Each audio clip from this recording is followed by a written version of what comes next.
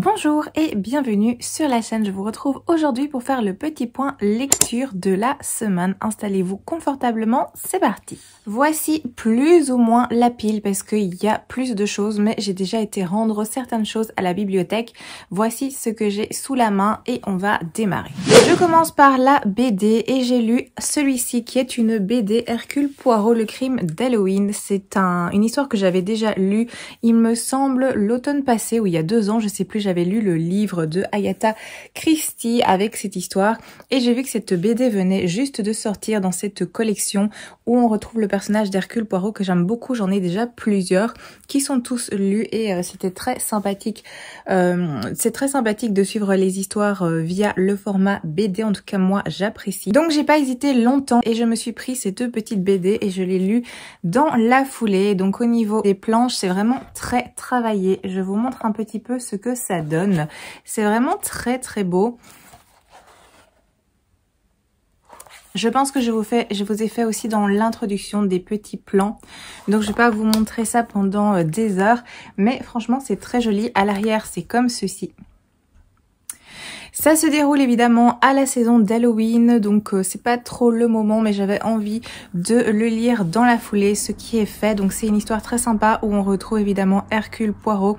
À la période d'Halloween, il y a une fête qui est donnée chez une dame. Elle fait une fête pour les enfants, les adolescents du petit village. Donc il y a différents jeux qui sont organisés. Un de ces jeux, c'est de pêcher des pommes dans une bassine d'eau. Les enfants sont absolument ravis, il y a une assez bonne ambiance. Et à un moment donné, dans le courant de la fête, il y a une des participantes, une petite jeune fille qui va se mettre en avant et dire qu'elle a assisté il y a plusieurs années à un meurtre. Évidemment, personne ne la croit, étant donné qu'en plus, la petite fille a tendance à raconter plein de choses et à mentir assez souvent. Donc, personne ne la prend au sérieux. Mais peu après, dans le courant de la soirée, on va la retrouver morte, noyée dans le bassin du jeu de pommes, dans cette bassine. Et évidemment, on va prendre un petit peu plus au sérieux les propos qu'elle a eu. En tout cas, Hercule Poirot va prendre ses propos au sérieux et on va suivre cette enquête. Voilà pour le petit résumé et c'était très sympathique de découvrir cette histoire sous format BD, une histoire que je connaissais, mais ça ne m'a pas posé de problème de la relire, de la redécouvrir. Donc voilà pour la BD. Je passe rapidement au niveau des mangas parce que c'est des lectures que je vous ai déjà montrées, dont je vous ai parlé parce que c'est des continuations de séries. J'ai lu le tome 3 et le tome 4 de Assassination Classroom aux éditions Kana. Donc les voici, le 3, le 4, où ils sont toujours extrêmement colorés, en tout cas jusqu'à présent. J'aime beaucoup, c'est flashant et j'aime toujours autant. Donc on a toujours ce professeur qui est un extraterrestre qui va arriver donner cours à des apprentis assassins et en gros ils ont 1 année pour le tuer parce que ce professeur les avertit que dans 1 an il compte détruire la Terre. Il s'était déjà attaqué à la Lune.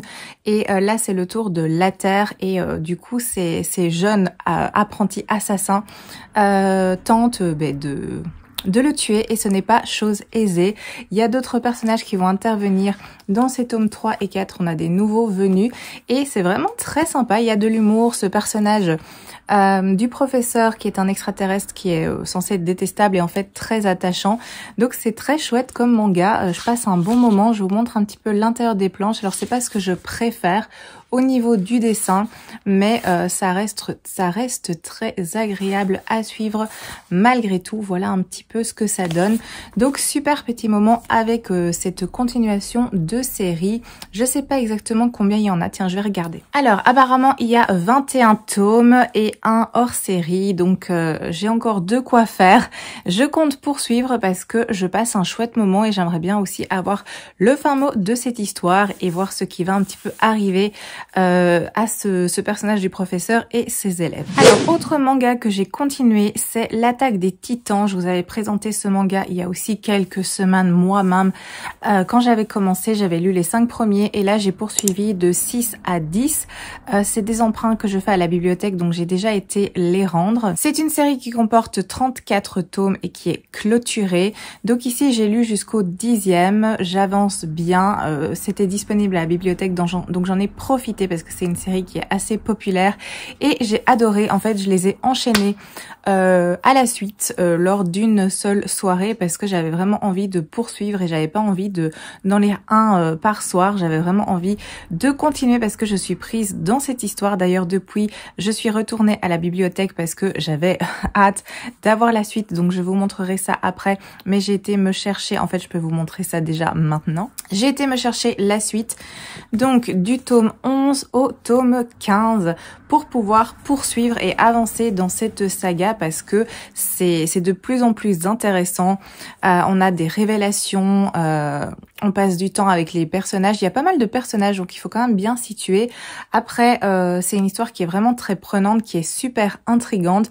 Elle est violente, je vous le dis, donc à voir au niveau de quel âge on peut mettre ça entre les mains des jeunes parce que voilà, il y a quand même pas mal de batailles et de la violence. Donc voilà, sachez-le, c'est pas à mettre entre toutes les mains, mais pour un public adulte, moi ça me pose pas de problème bien sûr et j'apprécie énormément et je souhaite avancer rapidement dans cette saga. C'est pour ça que je suis allée me chercher la suite. Alors ensuite, au niveau des livres, j'ai fait 3 lectures. Le premier que j'ai déjà rendu, c'est Miss Peregrine et les enfants particuliers, donc le premier tome. C'est écrit par Ramson Rix. Je vous mets la petite image ici à gauche ou à droite en fonction de l'espace disponible. C'est édité chez Bayard. Je pense que c'est sorti en poche aussi, mais comme je l'ai emprunté à la bibliothèque, c'était sous l'édition Bayard. J'ai dévoré ce premier tome qui est en fait une relecture, comme je vous avais expliqué, il me semble, la fois passée. J'ai pris le 1 et le 2. Je compte d'ailleurs commencer cette semaine le second tome, étant donné que le 1 s'est lu extrêmement vite. J'avais lu, je pense, le 1, 2, 3 et j'ai envie de poursuivre et de terminer cette saga. C'est pour ça que j'ai réemprunté le premier et le second tome en bibliothèque pour les relire. Alors, j'ai beaucoup apprécié cette relecture. C'était sympa, ça se lit vraiment très vite. Pas de surprise étant donné que je savais évidemment de quoi il allait être question. Mais c'était très agréable de replonger dans cette histoire, dans cette intrigue où on va suivre un jeune garçon, Jacob, dont le grand-père, depuis qu'il est tout petit, lui a tout le temps raconté des histoires avec des monstres, des histoires d'aventures, des histoires avec des secrets, des histoires pleines de mystères et Jacob a toujours pris ça pour des histoires, des contes de fées, sans y accorder grand crédit. Et en grandissant, eh bien, de moins en moins, évidemment, de crédit. Il s'est un petit peu éloigné de son grand-père, en grandissant aussi. Et là, son grand-père va avoir un accident, il va décéder soudainement, juste après avoir recontacté Jacob en lui reparlant de ces histoires de monstres. Donc le grand-père signalait à Jacob et à sa famille que les monstres le recherchaient, le poursuivaient, allaient le retrouver. Évidemment, personne n'y accordait grande attention. Toute la famille pensait que le grand-père, du fait de son âge, perdait clairement la boule. Il va être retrouvé décédé dans son jardin. On pense que c'est un accident, une attaque d'un animal parce qu'il y a une forêt juste à côté de l'habitation de son grand-père où il y a parfois des chiens errants et ce genre de choses. Donc on pense que c'est plutôt ce genre d'accident dramatique. Et le truc c'est que Jacob était sur place ce soir dramatique parce qu'il venait voir son grand-père qu'il avait contacté. Et c'est lui-même qui a retrouvé le corps de son grand-père, mais il a également vu autre chose. Il a vu un monstre aux alentours. Évidemment, personne ne le croit. On pense que c'est le choc, évidemment, dû au décès de son grand-père. Et Jacob va évidemment un petit peu remettre en question les choses que son grand-père lui a racontées. Il va mener sa petite enquête et il va évidemment découvrir que tout ce que son grand-père lui avait raconté concernant son passé et l'existence de ces monstres était bien réelle. Donc voilà un petit peu de quoi ça retourne. Il va devoir partir et là il va faire la rencontre des enfants particuliers et de Miss Peregrine. Je pense que vous connaissez cette histoire donc je vais pas aller plus loin, mais j'ai passé un très chouette moment. C'est des livres qui sont sympas parce qu'il y a plein de photos aussi entre les pages. Donc c'est vraiment très agréable de tourner les pages et de voir ces images, ces photographies à l'intérieur du livre pour illustrer les différents personnages. Donc franchement, je recommande, c'est très très sympathique comme histoire.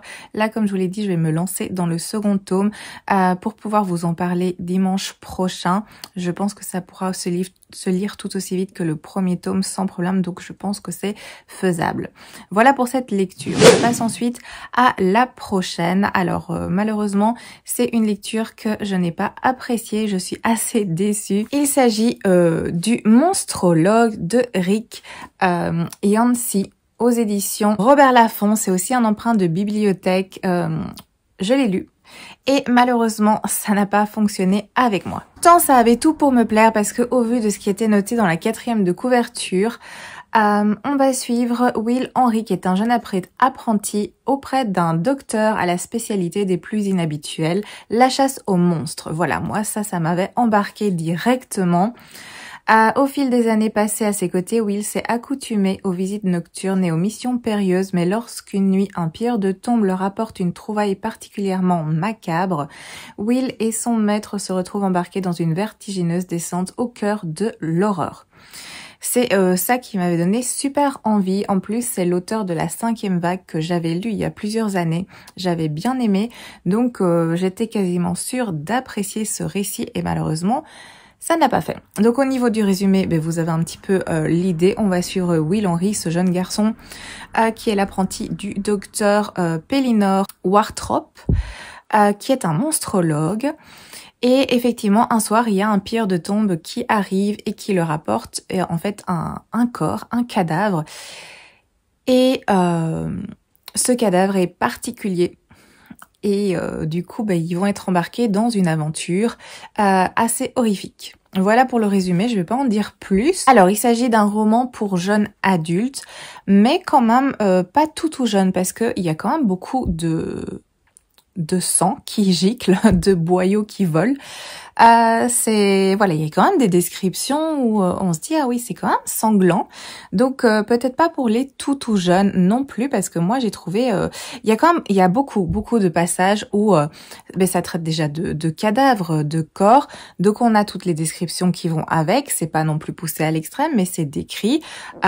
Et puis ça parle de monstres, donc il y a des attaques, des rencontres de monstres où le sang gicle, c'est assez violent malgré tout. Donc pas pour les tout jeunes à moi, parce que je pense qu'ils risqueraient de faire quand même des cauchemars. Dans cette histoire, il va être question, comme c'est indiqué, de monstres, il va être question de science, il va être question de mystère, il va être question d'horreur, beaucoup d'horreur, c'est vraiment un roman horrifique et sanglant. Alors pourquoi ça n'a pas accroché avec moi? Eh bien j'ai trouvé ce récit beaucoup trop lent, surtout au vu de l'intrigue, mais j'avoue que je me suis ennuyée pendant facilement la moitié, plus des 100 premières pages. C'est un livre qui en fait 400. Après la plume, ça se lit bien, mais c'était beaucoup trop lent au début à la détente, à démarrer. Ça a pris des plombes et j'avoue que cette lenteur m'a fait un petit peu décrocher tout mon intérêt pour cette histoire. Dans la seconde partie, eh bien, le rythme est beaucoup plus tendu et beaucoup plus prenant, mais malheureusement moi ça m'avait complètement cassé mon rythme et du coup j'ai continué la lecture. En fait je vais vous dire, à la moitié du livre je me suis dit que j'allais l'abandonner parce que je n'accrochais pas et que voilà, ça me bottait pas plus de continuer cette lecture. Et puis je me suis fait un petit peu violence en me disant que j'avais quand même envie d'avoir le fin mot de cette histoire. J'avais lu la moitié déjà, donc je me suis dit d'un petit peu pousser pour terminer, pour clôturer le récit. C'est ce que j'ai fait. Après, je vous avoue que j'ai lu pas mal de passages en diagonale parce que justement tout mon intérêt s'était évaporé. Donc j'ai continué pour avoir le fin mot de cette histoire et dans la seconde partie ça bouge davantage. Là il y a un rythme qui est prenant, c'est plus intéressant, il se passe plus de choses. Bref, la seconde partie ça va, mais la première partie moi m'a cassé tout mon rythme malheureusement. Autre souci, c'est que au niveau des personnages, eh bien ils sont pas du tout attachants. Le docteur Pellinor, il y a juste son prénom qui est sympa, mais sinon tout le reste c'est un personnage qui est pas agréable du tout. C'est un personnage qui est très antipathique. Il est éparpillé, il est très très spécial, mais pas dans le bon sens du spécial. Il est pas très agréable avec Will Henry qui est un jeune garçon. Enfin bref, j'ai pas apprécié ce docteur. Il m'a saoulé en fait par moment. Et Will Henry qui est quand même le héros de cette histoire qui nous raconte tout ça. Eh ben c'est un jeune enfant mais il est complètement effacé. Dans cette histoire, donc c'est un héros qui est complètement effacé, j'ai pas compris. Oui, on a un petit peu d'attachement pour lui du fait de ce qu'il a vécu et de ce qu'il vit avec le docteur qui n'est pas du tout violent envers lui, hein, mais qui est pas agréable, qui est pas sympathique. Donc on a un petit peu d'empathie pour cette vie qu'il mène avec ce docteur, mais sinon, oui, je l'ai trouvé très fade en fait comme héros, comme personnage principal. Donc voilà, malheureusement, ça n'a pas fonctionné avec moi. Et dernière lecture que j'ai faite, mais pas des moindres, j'ai terminé Le Trône de Jasmin, ça y est, de Tasha Suri aux éditions Hachette. Ce pavé qui est dans mon challenge 24 livres pour 2024, donc ça y est, je l'ai retiré, ça veut dire qu'il me reste actuellement 3 livres pour ce challenge. On est début décembre. Ça va être chaud patate, je suis en cours dans 2 livres et je vais commencer le 3e et je vais essayer de terminer tout ça pour la fin du mois. Alors concernant celui-ci, alors on va suivre 2 personnages en fait. On a une princesse, la princesse Malini, qui a été condamnée parce qu'elle a comploté contre son frère l'empereur et elle a été condamnée à être brûlée vive, mais comme elle n'a pas accepté de faire ce sacrifice et de se donner la mort de sa propre volonté, on l'a enfermée dans un ancien temple où elle est censée dépérir et mourir là-bas. Donc voilà, on a cette princesse et cette princesse va faire la rencontre de Priya qui est une servante dans ce temple, mais pas que, parce que Priya est en fait une ancienne prêtresse et on apprend qu'elle possède aussi une certaine magie. Donc on a la rencontre de ces 2 personnages, de Priya et Malini. Et en gros, elles vont s'associer, en tout cas faire une alliance, parce qu'en fait chacune pourrait servir les intérêts de l'autre. Donc voilà, elles font une alliance et on va les suivre dans cette aventure. Je vais pas rentrer plus dans les détails pour pas que vous ayez trop d'informations si vous souhaitez découvrir cette histoire, mais voilà en gros de quoi ça parle. Alors j'ai bien apprécié cette lecture. Après ça a pas été une lecture incroyable, c'était une lecture plaisante, voilà, plaisante, pas excellente mais pas mauvaise non plus. Ce qui est très chouette, c'est l'univers, parce que ici on est dans une ambiance indienne, une atmosphère indienne. Et c'est vrai que ça change de ce qu'on a l'habitude de voir, donc c'était agréable. Du coup, il y a beaucoup aussi de mots d'inspiration indienne dans le roman. Je vous montre par exemple ici, on a un mot et à chaque fois en note de bas de page, on a la petite définition. Ça concerne le sabzi aux oignons et on nous explique que c'est en fait un plat en sauce. Donc voilà, il y a des petits mots comme ça qui sont intégrés dans le texte et on a à chaque fois la définition en note de bas de page, donc il faut pas aller à l'arrière pour trouver un glossaire, ça j'ai trouvé appréciable aussi. On a juste à baisser le regard et on a la définition. C'est pas non plus des mots à chaque page, donc rassurez-vous, il faut pas à chaque fois aller arrêter sa lecture pour aller voir le mot, c'est pas dérangeant, mais c'est très appréciable parce que ça nous met bien dans l'ambiance et dans l'univers. Alors j'avoue qu'au début c'est un peu compliqué parce que on est immergé dans ce récit, dans cette intrigue et on n'a pas toutes les informations dès le départ. Donc au début c'est un petit peu flou de bien situer. On rencontre les personnages, mais on sait pas trop pourquoi Malini est enfermée, on sait pas pourquoi on traite cette princesse de cette façon. Priya, on sait pas trop pourquoi elle a atterri dans ce temple, on comprend bien qu'elle a un pouvoir, une magie, mais on comprend pas trop par rapport à quoi, comment, pourquoi elle doit cacher cette magie, parce que justement c'est une magie qui est interdite, donc c'est des pouvoirs qui doivent rester secrets, on comprend pas trop d'où ça vient, comment, qu'est-ce, on est un petit un petit peu perdu au début et puis au fil des pages, eh bien l'univers se met en place. On a des révélations, on a des explications, donc c'est ce genre de schéma-là. J'aurais par contre aimé avoir beaucoup plus d'informations concernant l'univers, concernant le contexte historique, concernant la magie aussi. Parce que c'était très intéressant et je trouve que ça a manqué d'explications. On en a un peu mais pas énormément. On nous explique pas tout. Donc ça m'a un petit peu manqué. Après c'est un premier tome, donc est-ce que par la suite il y aura davantage de choses expliquées? Mais je n'en suis pas certaine non plus. Donc moi ça m'a manqué. En tout cas dans ce premier tome, j'aurais aimé avoir plus de développement, plus de renseignements concernant aussi le contexte politique. On est dans un roman qui va traiter de mythologie indienne, qui va traiter de magie, de religion, beaucoup de politique. Il y aura aussi de la romance. Ça va parler de complot, ça va parler de révolte. Donc on est dans ce genre de récit. Sachez-le, la thématique de la politique est quand même fort présente. Donc si vous appréciez pas trop ça, sachez-le. Le livre est énorme, il fait 600 et des pages, je pense. Je vais vous dire ça tout de suite. On a 678 pages, mais franchement, ça se lit bien. Parce qu'au niveau de l'intérieur, comme vous voyez, c'est assez aéré et les pages sont quand même assez épaisses. C'est pas du papier Bible comme ça. Donc, c'est vrai qu'au niveau de la lecture, ça avance quand même assez rapidement. Moi, j'ai mis un peu de temps pour l'avancer, mais parce que j'avais d'autres lectures en cours. Et ici, cette semaine, je pense que j'ai lu les 3/4. En tout cas, plus de la moitié, sans aucun problème, parce que une fois que on est dedans, eh bien, c'est fluide. L'écriture aussi, elle est agréable. On a des petits chapitres courts, donc ça avance bien. Ne vous tracassez pas. Si le livre vous fait un petit peu peur de par son épaisseur, ne vous tracassez pas trop parce que ça se lit vraiment très bien. Alors, au niveau des personnages, j'ai bien apprécié suivre les deux héroïnes, donc Malini et Priya. Ce sont des personnages qui sont intéressants, qui sont bien travaillés. Au niveau de la psychologie, de nouveau, ça pourrait être un petit peu plus abouti, plus travaillé, plus développé, mais franchement, j'ai apprécié la façon dont c'était fait.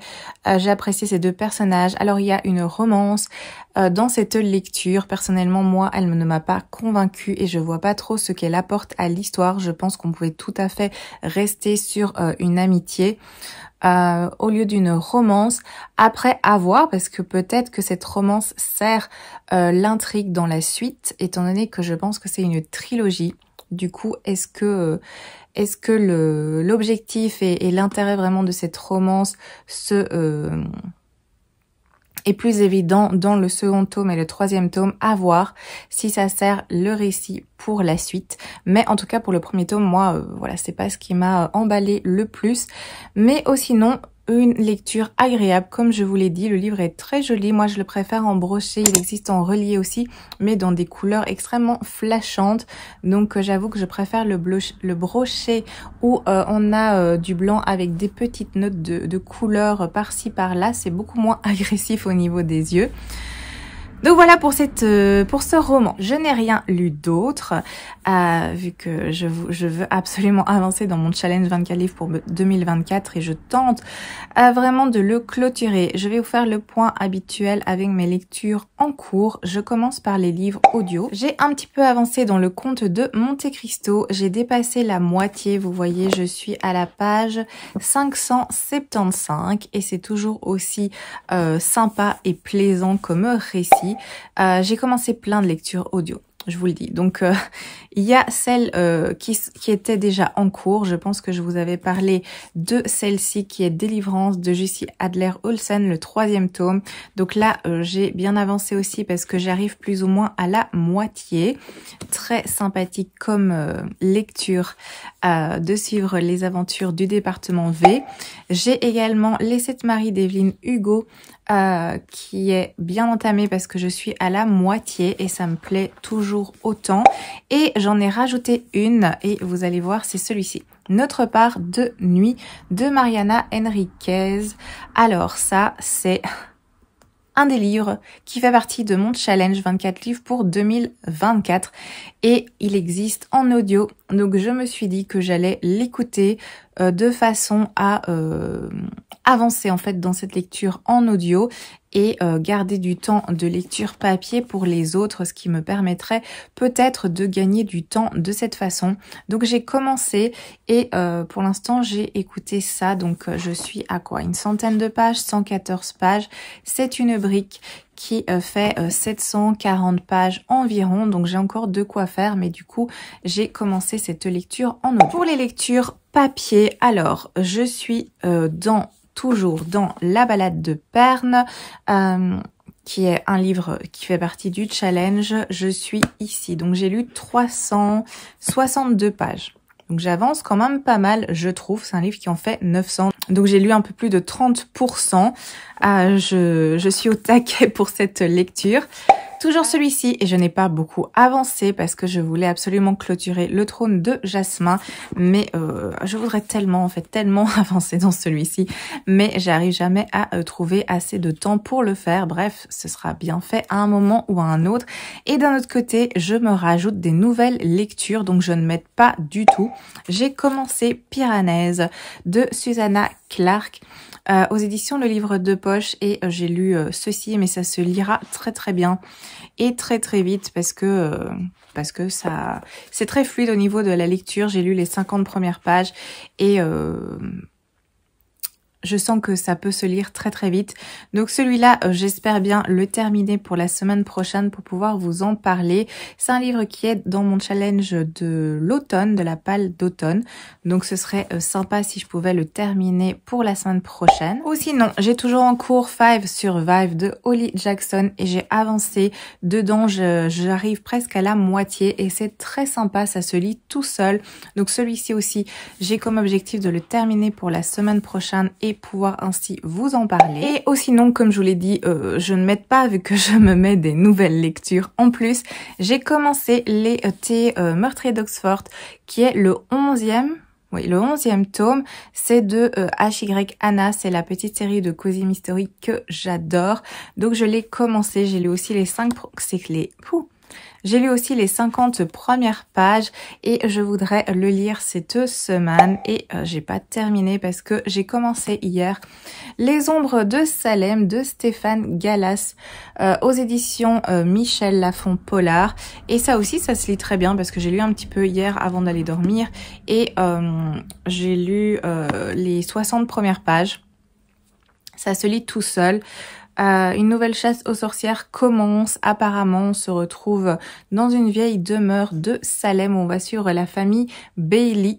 Donc c'est pour ça que je l'avais mis dans ma palle d'automne. Et pour l'instant, ben voilà, ça me plaît bien. À voir ce que ça va donner pour la suite. Je sais pas trop dans quel sens ça va partir, mais je suis très curieuse de le découvrir. Donc celui-là aussi, j'aimerais l'avancer. Donc voilà, j'ai beaucoup de choses sur le feu, comme d'habitude. Et comme je vous l'ai dit, j'aimerais bien aussi démarrer le tome 2 de Miss Peregrine et les enfants particuliers, donc tout va bien. On verra bien ce que j'arrive à lire et terminer pour la semaine prochaine. Vous aurez la surprise de voir ce que j'aurais pu terminer. Alors, je suis allée en bibliothèque, comme je vous l'ai dit, vu que j'ai ramené de 11 à 15 je pense, de l'Attaque des Titans. Je n'ai rien pris d'autre étant donné que j'y allais pour ça, pour remettre certains livres et pour reprendre l'Attaque des Titans, la suite. Vu que je suis allée en bibliothèque la semaine passée, je vous ai montré ce que j'avais ramené dimanche passé, donc je me suis pas chargée plus que nécessaire. Par contre, je suis passée en librairie. Je vais vous faire un petit point. Je vous ai montré ce que j'ai acheté dans les vlogmas que je vous sors tous les jours, mais je peux vous faire un petit point ici si vous n'avez pas vu tous les vlogmas. Alors, faisait partie de ces petits achats le Hercule Poirot, le crime d'Halloween, la BD que je vous ai présenté en tout premier. J'ai aussi pris le tome 2 des Sœurs Grémillet, une petite BD que j'aime beaucoup. J'avais adoré le premier tome et là j'ai eu envie de poursuivre la série, donc je me suis pris le second tome. Les dessins sont vraiment très très beaux. Donc voilà, j'ai pas encore pris le temps de la découvrir, mais ce sera fait prochainement. Alors je me suis pris le 4e tome de Arsène Lupin, Gentleman Cambrioleur, les mangas que j'ai lus la semaine passée, que j'avais beaucoup apprécié. Il y avait toujours une petite promo là où je suis allée, donc ils étaient moins chers. J'en ai profité, c'est le seul qui restait. Apparemment il y a eu une razzia, tout le monde s'est rué sur les petits mangas à prix réduit, donc je me suis pris le 4 pour pouvoir poursuivre parce que j'avais bien apprécié la lecture des 3 premiers tomes. Alors j'ai vu que celui-ci était sorti en poche, qui est Le Châtiment des Fidèles de Nadine Matheson. J'avais lu à sa sortie en grand format le premier tome de cette autrice qui s'intitule L'Équarrisseur et j'avais vraiment beaucoup apprécié cette lecture.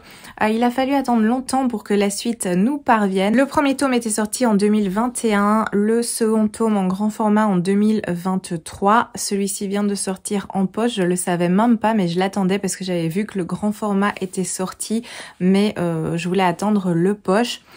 Donc voilà, c'est chose faite et je suis très curieuse de replonger dans cette série et retrouver les personnages qu'on avait découverts dans le premier tome parce que j'avais bien apprécié la lecture.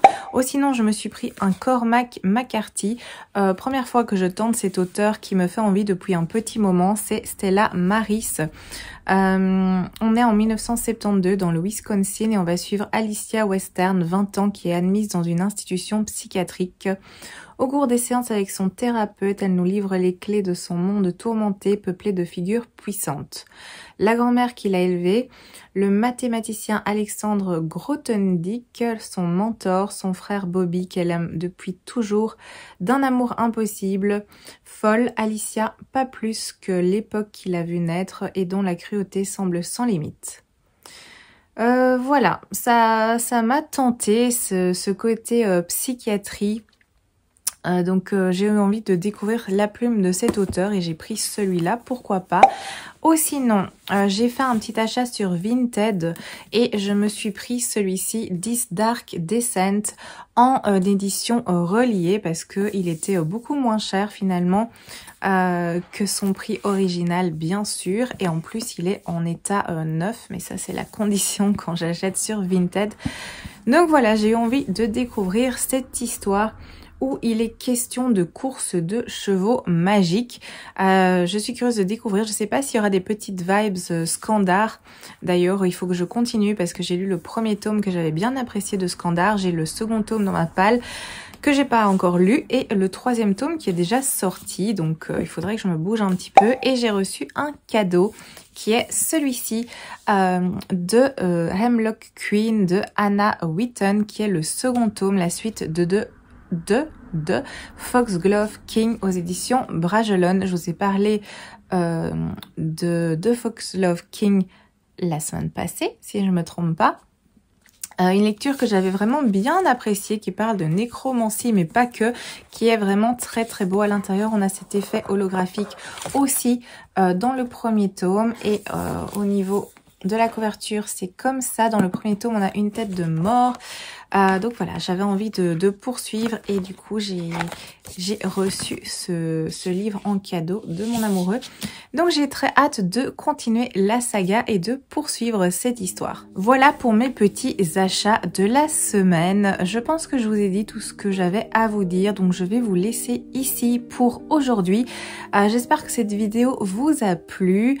N'hésitez pas à me laisser des petits commentaires. Comme vous le savez peut-être, je fais des petits vlogmas, des petits moments cosy tous les jours que je vous poste à heure fixe, c'est à 17 h sur YouTube. Si vous n'avez pas encore eu l'occasion d'aller les voir, n'hésitez pas à aller jeter un œil. Merci à ceux qui les regardent tous les jours et qui laissent des petits commentaires parce que c'est vraiment très plaisant de pouvoir discuter avec vous comme ça tous les jours. Ça prend un peu de temps de faire ces petits moments et ces petites vidéos chaque jour, mais c'est super agréable d'avoir des échanges comme ça tous les jours avec vous, donc c'est très sympa et j'apprécie faire ces petites vidéos. J'espère tenir le cap. Pour l'instant, j'ai réussi. J'en ai sorti une par jour, donc j'espère que ça va continuer comme ça jusqu'au 24, peut-être jusqu'au 25, à voir. Si j'ai du contenu aussi à vous montrer. Mais voilà, dans tous les cas, je vais vous laisser ici. Je vous souhaite une excellente journée. Je vous remercie énormément pour votre présence et pour votre bienveillance. Donc, merci beaucoup. Merci aussi à Marilou. Je te remercie ici pour les cadeaux que tu m'as envoyés en prévision de Noël. Ah, j'ai bien tout reçu comme je te l'ai dit. Merci beaucoup, tu es folle. 3 paquets, c'est énorme. Mais ça me fait super plaisir et j'ai hâte de découvrir tout ça. Mais je le ferai pas avant Noël, ne t'inquiète pas. Ils sont mis sur le côté et dès que je place mon sapin, je les mettrai dessous. Merci 1000 fois pour ta gentillesse. Je vous souhaite à tous une très belle journée, un très beau dimanche à nouveau. Que tout se passe bien pour vous, prenez bien soin de vous et à très bientôt pour une prochaine vidéo.